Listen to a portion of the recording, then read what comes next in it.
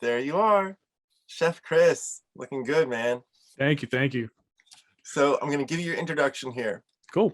Chris Galarza of Forward Dining Solutions, LLC, is presenting today on sustainable dining, commercial kitchen electrification, and thermal comfort. So Chris is a chef, entrepreneur, author, public speaker, and podcaster. Our next presenter, and he's renowned for his work in kitchen electrification and being the founder and culinary sustainability consultant for Forward Dining Solutions, LLC. As the country's foremost expert in commercial electric kitchens, Chef Chris Galarza works with manufacturers, brands, designers, and other chefs to create lasting, sustainable kitchens and culinary ecosystems. Thank you so much, Chris, for being here, sharing the Thank knowledge. you for having me.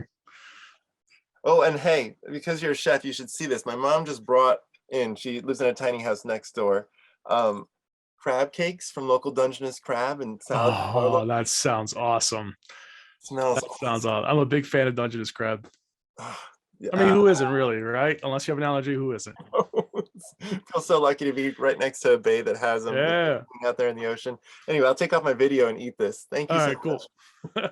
Well, thank you, Sean, for the intro. I really appreciate it. I am excited to be discussing kitchen electrification with you all.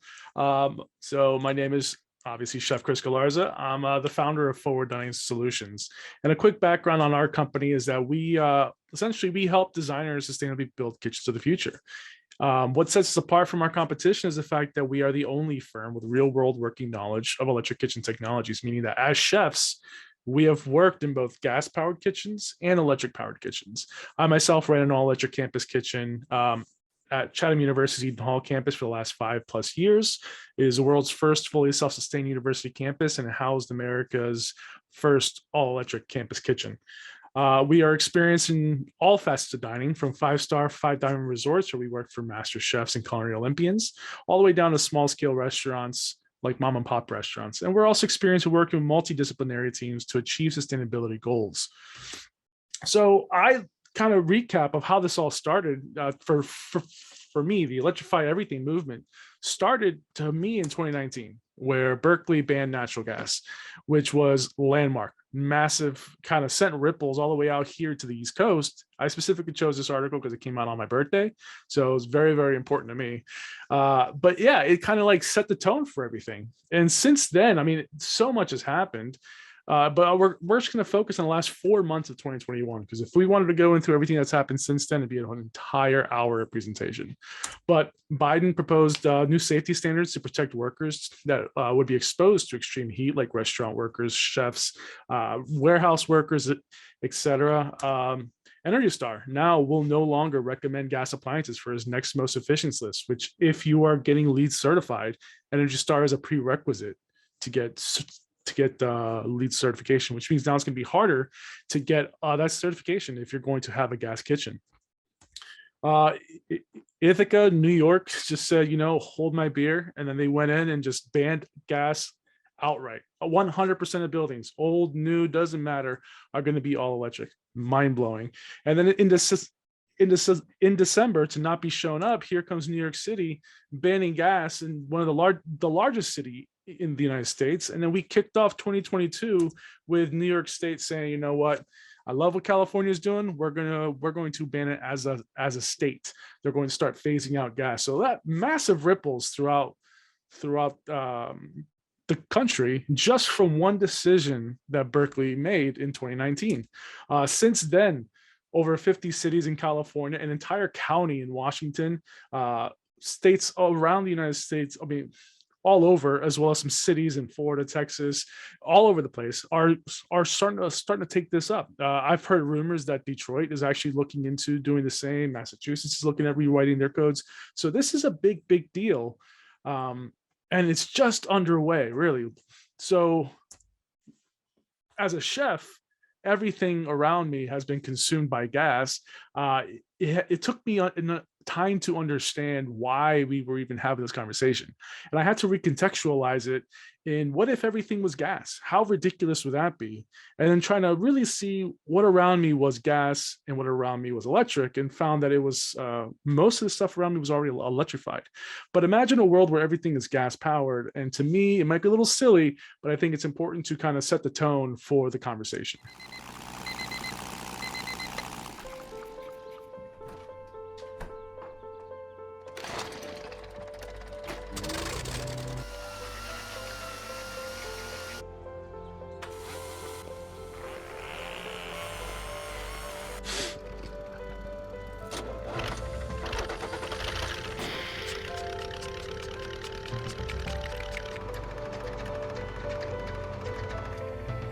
So, obviously it might sound a little silly, but especially when talking to chefs, it's really important to kind of highlight how everything around us is already electrified. So we're really just talking about a few key pieces of equipment here. But it's also important to contextualize the argument around the health considerations. Like, we just had a study released today, actually, by Stanford, I believe, showing how 42% of children in homes with gas appliances have symptoms of asthma. And if we were to eliminate these gas appliances, we would significantly reduce that number, which last I checked was a $50 billion healthcare cost to this country, childhood asthma alone. But when cooking with natural gas, there are so many byproducts that come off and that we don't even see, like formaldehyde, sulfur dioxide, nitrous oxide, carbon dioxide, particulates like soot and smoke, the things that make your pans all black, right, on the bottom, that we don't want, that kind of create an uneven cooking experience. But more importantly, we're going to focus on is carbon monoxide, because that's what people have sensors for in their home. So what is carbon monoxide? Well, it's an odorless, colorless toxin, which typical outdoor concentrations anywhere from 0.03 to 2.5 parts per million. Now, federal guidelines state that anything beyond 9 parts per million is maximum. We have to stop everything and find out where the source of the contamination is.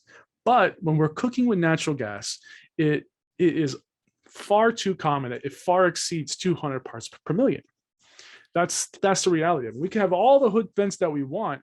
The fact of the matter is we're staying directly over that flame and we're catching all of that heat or all of those contaminations. Symptoms of carbon monoxide: nausea, vomiting, headache, lightheadedness, and that's going to come into play later. And complications of which are permanent brain damage, cardiac damage, and even death. So what is it like to be a chef in a professional kitchen? Well, everyone loves the glitz and the glamour, big flame. It's a lot of show. But truth be told, that we are working in an environment where at any given moment, you could be burned, you could be cut, you could be seriously hurt. So it's very important that we work with precision, we work as safe as possible. And gas, I mean, it just doesn't offer that, in my opinion. I have worked in kitchens where it's so hot. I remember one time looking down at my thermometer, my chef coat, and it read 135 degrees Fahrenheit.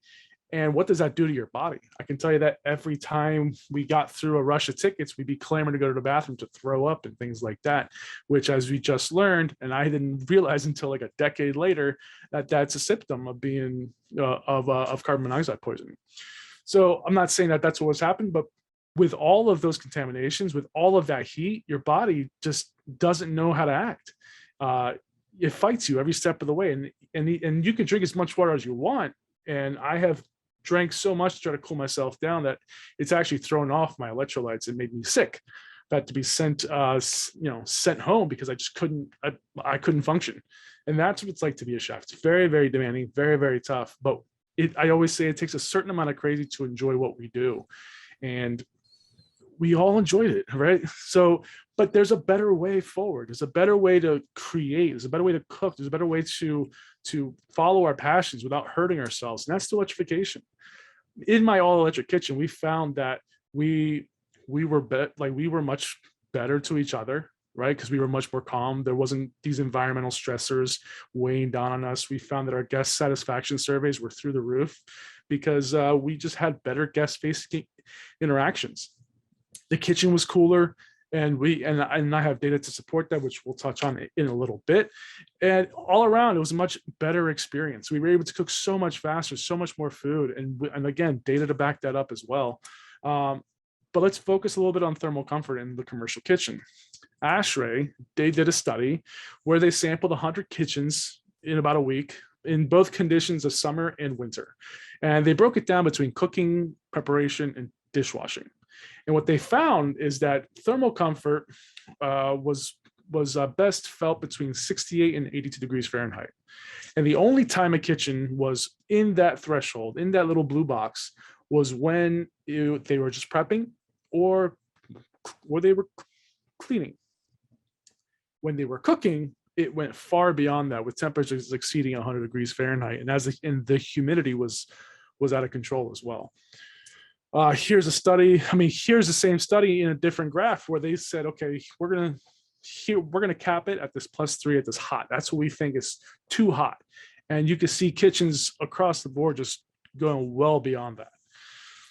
But this is data from my own kitchen, my all-electric kitchen, and we found that when we captured this data, it was September 9th through 16th of 2019, and it was the quote-unquote perfect summer day.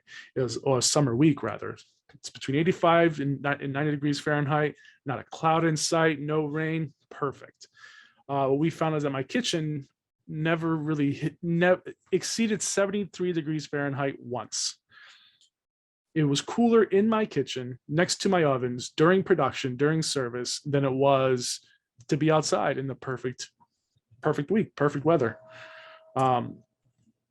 So what are the solutions that we utilize to get there? And induction, really. And let's kind of break down what induction is. Well, what it's not is it's not gas, it's not coils or the radiant resistive top, which I also call coils 2.0, because although they are more efficient than gas, they are much slower. You have to convert the electrical energy into heat energy. But with induction, it doesn't work that way. It's instant cooking.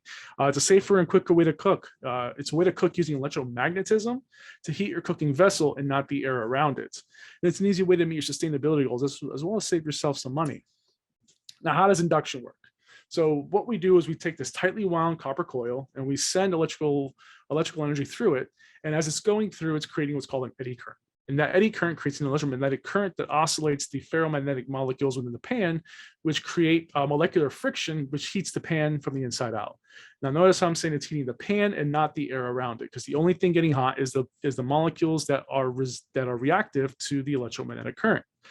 Easiest way to understand that is imagine a microwave, and it's sending these tiny little waves into your food, and it's getting the water molecules excited. It's so excited, it's bouncing back and forth so quickly, and it's creating this friction that heats your food up from the inside out. And we're doing that with metal and with electromagnetism. Well, what are the pros and cons? You know, being totally honest, what are the cons of induction? The initial cost, right? If you have a 6-burner range with a built-in oven from, say, South Bend, you are going to be paying about $38,000 today. If you were to get that gas version, same exact unit, but gas, 6-burner and all, you'll be paying about $32,000. Doesn't seem like a lot, but when you're buying 10 to 20 pieces of equipment, it can add up quickly. Compatible cookware. Well, we know that restaurant owners and other owners buy cheap equipment sometimes. They'll buy aluminum pans, which doesn't even stand up to the fire of the gas ranges, let alone doesn't work with induction. So you would have to probably swap that out, which can be costly for an operation. And the electrical capacity. What are the retrofit hurdles? How much is it going to cost to upgrade your panels? Things like that. Those are the real world cost of electrification.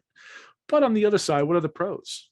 Very high efficiency. We're talking 80 to 93% as opposed to the 35 to 50. And I say 50% efficient gas because I try to give it the best possible chance to stand up to induction. Truth be told, 35% efficient is the overwhelming average with gas. But again, just to be as fair as possible to gas, because I don't want to count it out. Anyway, induction heats up really quickly.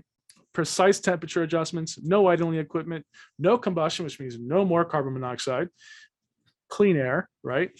Dramatic improvement of thermal comfort. And it also extends the life of your pots and pans, which means there's gonna be no warping, no black bottom soot, which is, like I said earlier, can alter how you cook, create hot spots and cold spots. And what sort of equipment are out there? really everything. There is no piece of equipment that is made for gas that does not already have an efficient um, electric replacement. Electric combi ovens, griddles, flat tops, ranges, fryers, broilers, steamers, tilt skillets, it's all there. And it's even helping us refine tradition, like traditional tandoori cooking and wok cooking. For a long time, chefs were saying, like, we cannot make this switch because we can't cook our traditional foods on a flat glass surface. So manufacturers said, okay, we hear you, and we changed that. And the indirect savings are phenomenal. So take this gas wok, for instance. A traditional gas, sorry, I'm electric, but the traditional gas wok uses 100,000 BTUs and about 1 million gallons of water a year to run. It takes so much water to cool down that piece of equipment that just simply swapping out for an induction saves you a ton of money, because as we know over on the West Coast, water is essentially gold. So being able to conserve water as well as more efficiently and effectively cooking our food for our guests ensures that our businesses are more profitable. We are conserving the water that's needed for, when there's droughts and things like that. And we're just being, more responsible. Can I ask you, Now, one of the yes. questions on the side on this topic was, how would electrification affect traditional cooking styles that have relied so heavily on open flame cooking? You're just speaking to that. Could you expand a little bit? Because I think that's probably the only real issue. Right. It was like, you just can't cook on this newfangled thing. Well, truth be told, cooking for a lot of people is almost spiritual, right? You're connecting with your ancestors through recipes. You're connecting to the way things were done forever ago, and you are tapping into that history and eating the same foods that your family ate. And it could be emotional, it could be spiritual for people. But those who say you can't cook certain food on certain piece of equipment because of the fuel is, in my opinion, not really understanding how cooking works. Because just because you take away a gas flame and replace it for an induction range or an induction hob doesn't change the fundamentals of cooking. Cooking is cooking, right? Searing a piece of meat is searing a piece of meat, braising is braising. None of that changes. And it's no different than when we said, okay, we're not going to cook over campfires anymore. We're going to cook on these gas ranges, or we're not going to cook on these gas ranges. We're going to cook on these induction ranges. It's all a way to preserve our traditions while being more responsible and also trying to get better, right? So right now in an industry where we are, crippled by the demand of the consumer, where we're trying to keep up with the demand, but we don't have whether it be supply chain or staffing issues, whatever the case is, there has to be a better way. And induction will offer that, because, and as well, and as I will go into in this slide specifically, you can cook a lot faster, which means you can cook more food, which means the amount of food you can cook per staff hour is much more, and cleanup is a lot less. It's a lot easier to clean up, so you can cook more per hour, and your cleanup time is significantly cut because of that, and you will not need harmful chemicals to do so. So ultimately, to answer your question, there is nothing that you cannot cook on gas that you cannot cook on electric. I hope that answers whoever's question that was. But go ahead. There's even what about wood smoke, which is not gas cooking, of course. Well, I mean, they've had electric smokers for decades. Every restaurant I've worked in had electric smokers, or wood fire smokers. If you just want to have you light a piece of wood, you put it in there, right? And over time, either way, that's not gas. And if you really want combustion fuel, I would highly recommend wood over gas any day. I mean, what flavor are you getting from gas? Ugh. I just talked about how it's odorless and flavorless, right? So, I mean, odorless, colorless, it's there's no flavor to it. You don't get nothing from it. So, the only thing that you would get from wood is, smoky flavor, which I love. So, what I've done in every restaurant I've been a part of, every large resort, is we've had electric smokers that essentially you have a canister of the wood that you want or whatever, and you have these elements that get it hot enough where it'll controlled smoke. So you will, and you can control the temperature as well. So you have consistency in every smoke. So longer the days where you go to a restaurant, you're like, damn, it's not as good as it was last week. What happened? Consistency, right? So electrification also offers us the ability to have precise temperature adjustments, like precision smoking. To specifically touch on smoking again, these electric smokers, you can plug in your USB and get a full report of how that smoking went. So you can really fine tune when things are, when things are cooling down, when things are getting hot, how hot it's getting, how much smoke is coming out. And you can really fine tune your smoke where you can't do that. It's all done by feeling with gas. Mm-hmm. So again, it's just another avenue where technology is far superior. Thank you. Absolutely. But let's get back to these behemoths, the gas range versus the electric range. So again, giving it the best possible opportunity to succeed here, we have a 50% efficient unicorn of a gas range, which allows us to cook 38.6 pounds of food per hour. It's going to need some time and elbow grease to clean, which if you've never done, I will walk you through it. Essentially, you take off all the grates, you soak them in some degreaser, scrub them down, take those burners and kind of flip them upside down and burn them. And then also degreaser, scrub them all down. And then while that's after that's all cleaned up and drying, you take the drip tray out, you remove the foil, scrub everything down, degrease that as well, and then replace the foil, put it back together, making sure you light every pellet light and making sure not to burn yourself or cause any fires, which has been done. I've seen towels catch on fire and things of that nature. Now, electric. 90+% efficient, which means we can cook 70.9 pounds of food per hour, nearly double that of this unicorn of a gas range. A lot easier to clean because there's no thermal sources. Even if you overboil, say, cream, it's not going to burn onto the surface. So longer the days of those like rings that people would get with the resistive electric stoves. You simply wipe it off. Hot soapy water cleans it all. So no more needing to buy cases and cases of harmful chemicals. Hot soapy water, super easy to clean, safe to use as well. The only thing getting hot is the surface in which it's touching the metal, nothing else. So, you cut your time in half, you nearly double your cook time, or the amount of food that you can cook. It's a no-brainer. Induction wins. So Friday Apeliski asks, I wonder if your ability to recruit talented line cooks and kitchen staff is easier or better when you have an all-electric kitchen. Have you seen any effect there during this employment reshuffle?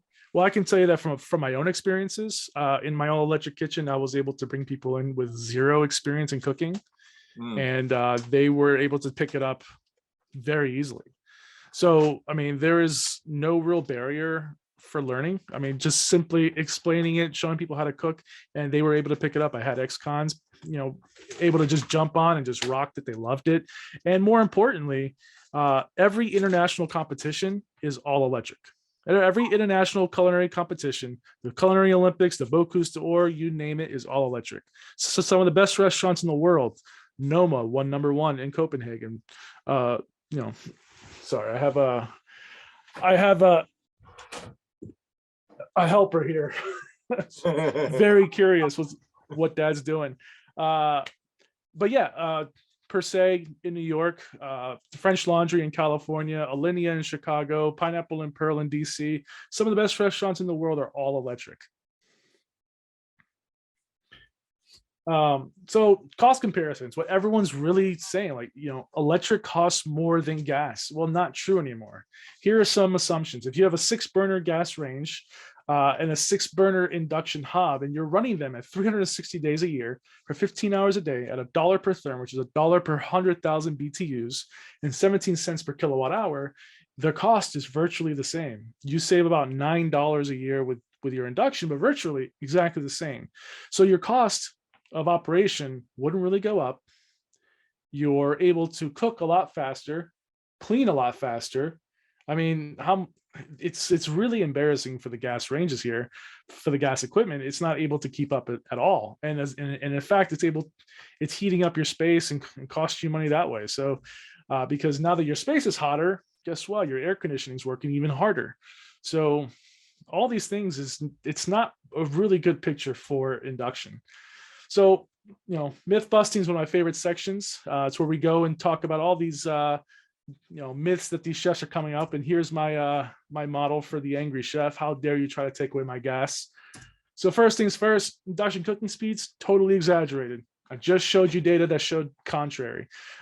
You can cook far, far faster, far more. And actually, if you have a gallon and a half of water on your induction range and a gallon and a half of water on your gas range, that induction range is going to bring that gallon of water up to a full boil in 2 minutes, when your gas range minimum 8 minutes. Sauteing is impossible on induction, they say, because once you take it off the surface, it's no longer connected to that electromagnetic current. How could it possibly still cook? It's again ridiculous, because the second you take your pan off your gas burner, the flame doesn't follow that pan. It's the same principle. Metal will store the heat long enough for you to just simply flip your food and put it back on it. Cooking is cooking, right?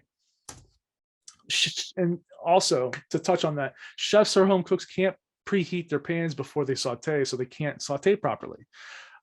That's from an old trick in restaurants where you would have a stack of saute pans and then your burner cranked on high so those pans stay hot. So when you get an order, you just simply grab a hot pan and you start cooking immediately. So yeah, if that's what you want to do, I highly recommend you don't do that, because with induction, the heat is so instantaneous, you don't have to preheat your pans. So longer the days, just leaving your stacks of pans there getting hot for no reason, just wasting gas, wasting energy, and wasting money. Cooking with gas also gives you more control, they say. You have that visual cue, big fire, big flame, big heat. Not true, really. I mean, you have far more precision cooking with electric. You have precise temperature readouts. I can control every aspect of my cook, where with gas, it just doesn't happen. If I were to say, Sean, I need you to, go braise some short ribs, he'll go out on the gas range and, cook the short ribs a little bit, get them brown. And I say, braise them on medium low. He's got medium, he's got low. He's got a big threshold of what that actually means. But if I say, Sean, I need you to sear those short ribs at 435 degrees Fahrenheit for 6 minutes on each side, and then braise them at a level 2, now we have consistent, perfect cooks. So it doesn't matter when you come to my restaurant, those short ribs are going to be perfect. Sean, you're a great employee. Appreciate that. I'm actually learning right now. Another one is that induction cooking technology doesn't accommodate wok cooking. We just touched on that. Not true at all. Also, glass surfaces of the induction equipment will crack or warp because it's not able to withstand the professional kitchen city. Look at this guy. He's huge. This guy's massive. He's gonna break. Everything's gonna crumple under his weight. So let's focus on that a little bit more. So first and foremost, it's not glass. It's not even tempered glass. It's tempered ceramic glass. Big difference. That means it's not going to crack or warp. It's very, very strong. The difference between tempered glass and tempered ceramic glass is that tempered glass can withstand temperatures of 600 degrees Fahrenheit, when tempered ceramic glass can withstand far beyond 1400 degrees Fahrenheit. So no oven's going to get that hot to really make a dent in it. And also, to prove it, that's a real picture of a 5-year-old range. Barely a scratch on it, and you can see how clean my walls are. Nice. Also, induction is dangerous for pacemakers and metal implants. Honestly, not true. The electromagnetic field is very low. We're talking about just a couple of inches above the surface. So the only way it's dangerous is if you're laying on the equipment. So for gas or electric, really a bad idea. Do not lay on the equipment, right? If that's what you're doing, and I question your management style as a chef. And it's also perfectly safe according to American Heart Association. So that's really about it. I mean, I'm happy to answer questions. That's a brief overview on electrification around commercial kitchens and residential kitchens. Honestly, it's virtually about the same. But yeah, I'm happy. Thank you for allowing me to share my passion of induction. Fantastic. Thank you. And we're right on time. Yay! You're right on time. You did it. Yeah, there's people over on the side who definitely want to chat with you about specific ways of cooking. Tom Cabot's question: does the increased speed of cooking let you downsize to a 36-inch wide from, say, a 48-inch wide, because there's just more cooking able to go on? Yeah, honestly, I have seen giant gas woks be reduced down to a tabletop version. Wow. So you can do a simple plug-in induction wok, and you can do far more production with far less space because of it. Now you can get your induction range, put it on a countertop version, have refrigeration underneath. So each station is just very streamlined. So if you're really hampered by space, you can do a lot with less with induction. That's an excellent point.